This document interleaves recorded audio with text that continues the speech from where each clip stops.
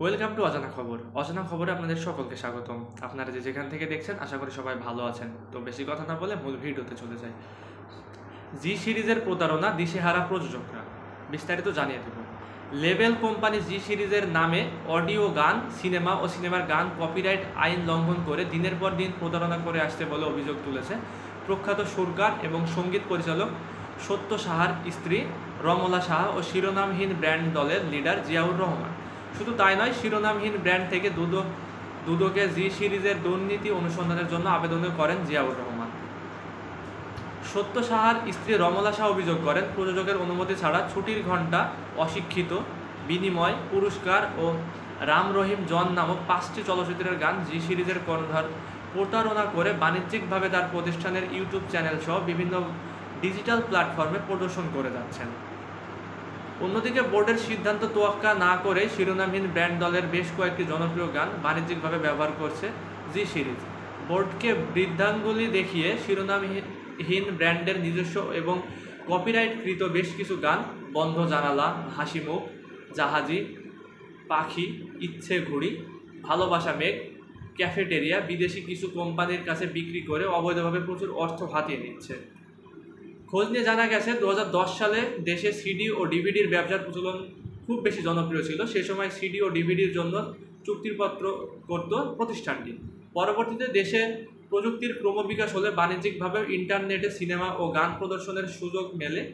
সে সময় প্রতিষ্ঠানগুলো প্রযোজকদের কাছে গিয়ে পুনরায় চুক্তিপত্র ঠিক করার কথা বলেন। সেই সময় চুক্তিপত্রে অ্যানালগ ও ডিজিটাল যত প্ল্যাটফর্ম আছে সেগুলোতে যুক্ত করে চুক্তিপত্র করেন এবং সেই চুক্তির মেয়াদ দেওয়া হয় 60 বছর।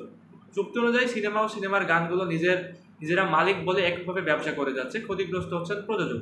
এসব এক পেশে চুক্তির বিরুদ্ধে কপিরাইট অফিসে আবেদন করেও কোনো সুরাহা হয়নি।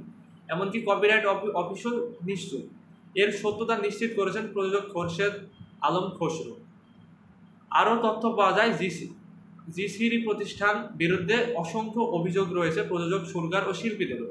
জানা গেছে বাংলাদেশের চলচ্চিত্রে 70-80 দশকের কালজয়ী অনেক ছবির প্রযোজক AKM জাহাঙ্গীর খান তার সিনেমাগুলো সিডি ও ডিভিডির সময় চুক্তিপত্র করে জি সিরিজ। আলমগীর পিকচার্সের ব্যানারে যাহা বলিব সত্য বলিব, এখানে আকাশ নীল, অপবাদ, সূর্যকন্যা, কি যে করি, আলিঙ্গন, সেতু, সীমানা পেরিয়ে, মা, নোলক সহ প্রায় জাহাঙ্গীর খানের 50টি সিনেমা ডিজিটাল সত্ত্ব না নিয়েও অবৈধভাবে বাণিজ্যিক ব্যবসা করছেন। এ প্রসঙ্গে জানতে চাইলে জাহাঙ্গীর খানের স্ত্রী নাহার বলেন, আমাদের সিনেমাগুলো আমরা ডিজিটাল সত্ত্ব কাউকে দেইনি, কিন্তু সিনেমাগুলো জি সিরিজে তাদের ইউটিউব চ্যানেলে আপলোড করেছে। তারা কিভাবে নিয়েছে সে বিষয়েও আমরা জানি।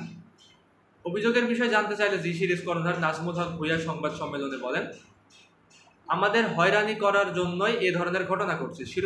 শিরোনামহীন যে অভিযোগ করেছে সেই গানগুলো আমাদের স্টুডিওতে করা, আমরা অর্থলগ্নি করি, সে সময় চুক্তিও হয় আমাদের সঙ্গে। আসলে ব্যবসা করতে গেলে অনেকে শত্রুতা তো করবেই। তো আজকের ভিডিওটা এই পর্যন্তই। পরবর্তী ভিডিও না আসা পর্যন্ত অজানা খবরের সঙ্গেই থাকুন। ভালো থাকুন, সুস্থ থাকুন, টেক কেয়ার, আল্লাহ হাফেজ।